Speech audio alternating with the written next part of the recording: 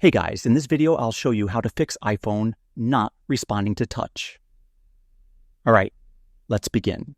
Let's say you're trying to open an app, but nothing is happening, or maybe the screen is frozen. You'll want to follow these quick steps to fix it. First, make sure your iPhone doesn't have any dirt, oil, or dust on the screen. If you're using a case, especially a new one with a cover, remove it because sometimes it can interfere with touch sensitivity. Once that's done, follow the next step. Quickly press and release the volume up button, then press and release the volume down button, and finally, hold the side button until the screen goes completely black and the Apple logo appears. For example, I'm pressing and releasing volume up, then volume down, and then holding down the side button. Keep holding it, and don't let go until the Apple logo shows.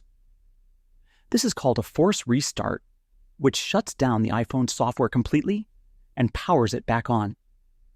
This usually fixes software glitches that cause the touchscreen to stop responding. This method will not delete any of your data. However, if it doesn't work the first time, don't worry. Sometimes it takes a few tries to get the timing right. Just repeat the process.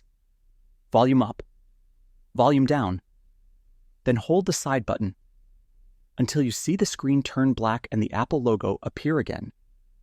Once it restarts, your touch screen should be responsive again. And that's it. So that's basically how you can fix iPhone not responding to touch. And that's it for this video. If you find this helpful, consider subscribing and giving this a big thumbs up. Thanks.